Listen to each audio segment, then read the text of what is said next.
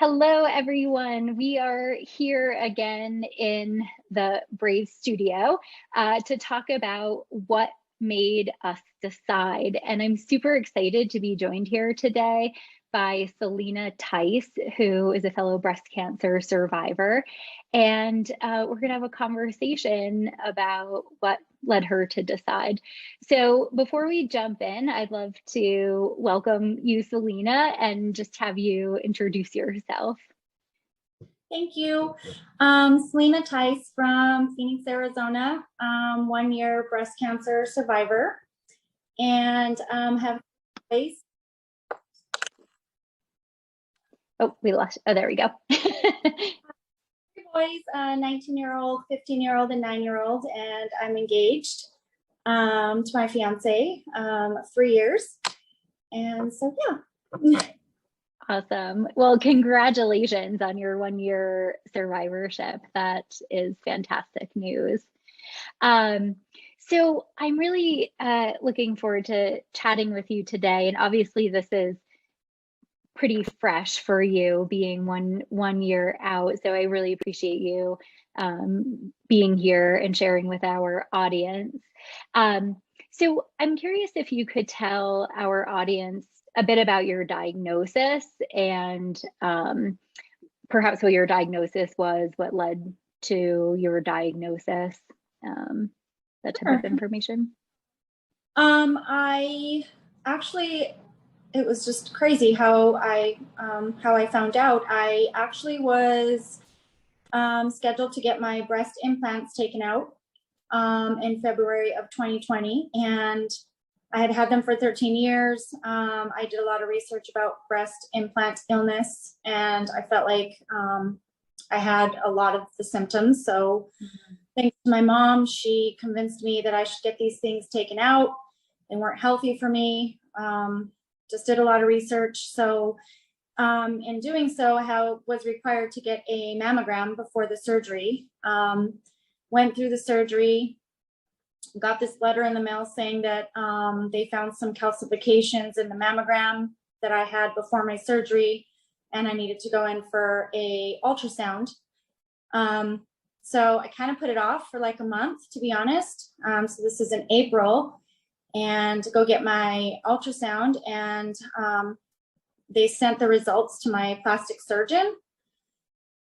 And on May 5th, I was going in for my after pictures from my breast explant, and my surgeon said, "We got some results from the mammogram and you have breast cancer." Wow. Wasn't really news I was expecting. I was excited to get in there and get my before and after pictures, be done with that whole ordeal. And I didn't have anybody with me. I was by myself, so it was a shock. Wow, I can imagine. Oh my goodness. So yeah, after that, it was like a big blur. I mean, it was really fast and furious, and just appointment after appointment, scan after scan, lots of surgeries. So yeah, Wow. I actually got into the breast surgeon literally an hour later after I got the news. Wow. Wow. So, yeah. And I'm curious for our listeners, if you could share, did they, when you had the mammogram and then it sounds like maybe an ultrasound, did they also do a biopsy at the same time, or had they done a biopsy from your explant? So they diagnosed me with the cancer just through the images that they saw on the ultrasound. And then from there, I did an MRI, and they confirmed it from that. And then I went on to further have a biopsy after that.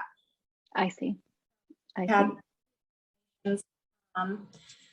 So yeah, biopsy, and then went on to just have a lumpectomy. I opted to just have a lumpectomy with radiation. Yeah. Thank you for sharing. Wow, that obviously really, really unexpected, what led to your diagnosis. So thank you for sharing. And so you decided at that point to have lumpectomy with radiation. Yeah, I had a lumpectomy, and in one of my scans, they saw that I had a swollen lymph node. it was suspicious looking. So they also took one lymph node out along with the lumpectomy. So yeah, and then after that, had to wait a little bit of time, and then moved on to 5 weeks of radiation, 30 sessions of radiation. Wow. Wow. Yeah. But cancer, I'm very lucky because it was caught very, very, very early. It was DCIS. So it's almost like a grade or stage 1 is what they called it. Mm-hmm. Very, very fortunate that I had the mammogram when I did. Absolutely. Absolutely. And when you were considering having your course of treatment, I'm curious if there were other options that were presented to you by your care team or your physicians, and what contributed to your decision to have lumpectomy. There was lumpectomy, or I could have had a single mastectomy or a double. And I just, I talked to my doctors several times, my family, and I just thought that the lumpectomy was the best course of action given the stage and early detection. And so I thought that I'd start off with that first. And God forbid I ever got cancer again, then I still have another option, I guess is how I saw it. Yeah. So yeah, I was still young, and I didn't want to go through that whole mastectomy thing. Yeah. Yeah. Understandable for sure. I'm curious if you might share with our audience how your experience with radiation and radiation was for you. Yeah, I mean, I'm not gonna lie, I was really scared. I was really nervous. My radiologist prepared me for the worst. This is what could happen, but it rarely does happen. They prepared me. They gave me, all the creams I needed, lotions. So I was ready. And I got in there, and it was pretty easy until about the last week is when I was really burnt and exhausted. And that's because the last 5 of the treatments were called boosters. Okay. Sessions, but really quick sessions. But I can tell you the cancer center that I was at, which is Ironwood Cancer Center in Chandler, they were fabulous, fabulous people. So they made it easy every day. They were so happy and cheerful, and just they made it go by really quick. I mean, it was really rough going there every day for 5 weeks, every day after work. I can imagine. But I did it, and it wasn't as bad as I thought it was going to be. And I'm so grateful that I only had the radiation and not the chemo. Yeah, absolutely. Yeah. Well, thank you again for sharing all of that. I'm curious what sort of follow-up is like for you now, 1 year out past your diagnosis and treatment. What sort of follow-up do you do with your care team to monitor your health? So I find that with breast cancer, the aftercare is pretty aggressive. My breast cancer is estrogen, progesterone positive. So obviously I have to be on some hormone blockers for the next 5 years. That is the hardest part.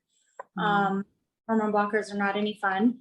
I have to take a pill every day, and they have not so fun side effects. I'm only a year into it though, so maybe not even a year, less than a year. And then I have to get a mammogram every 6 months. And then I have to see an oncologist or radiologist every 3 months. And then I have to have a MRI every year. So I have some history in my family. My grandmother, my maternal grandmother, she passed away of breast cancer. So yeah, I feel like the aftercare is pretty aggressive for the next 2 to 3 years is what they told me.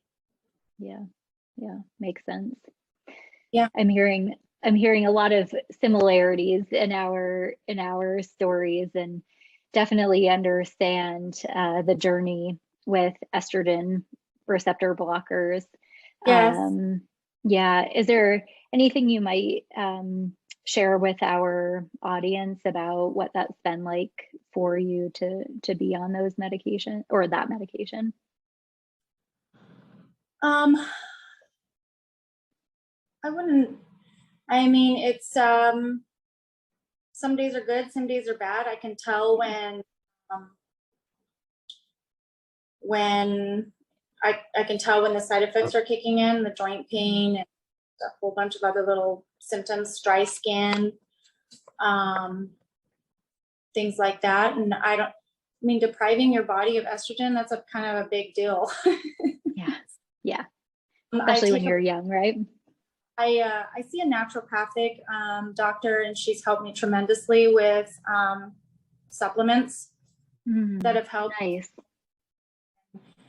for women like me who have estrogen deprivation. So it's been really helpful. I mean, I take like 8 or 9 vitamins a day, but I feel like they've really helped with the symptoms. Oh, that's So fabulous.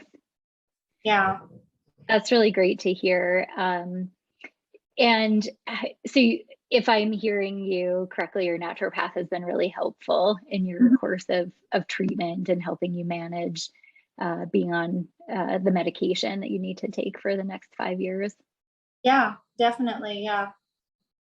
Excellent. Is there anything else that you found that's helped you manage those side effects that you feel? I know exercise works, although I don't do it enough. My doctors have all told me that if I exercise 30 minutes a day, it'll help me with fatigue and stress and just the whole weight of the breast cancer cloud above you, and the joint pain and everything else, just as long as I move my body somehow 30 minutes.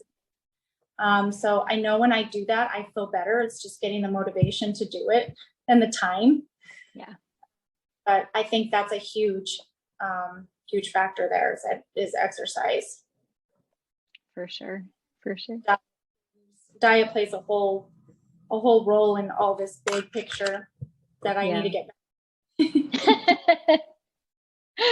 I understand. And so, yeah, I really appreciate you sharing that. And the naturopathic route is can be such a supportive route in addition to traditional medicine for some people. And so really happy to hear that that is supportive of you and your health and recovery.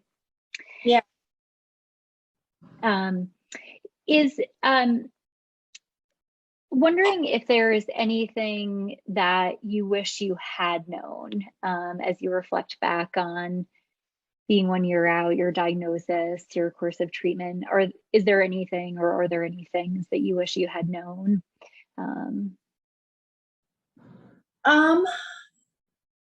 Not really.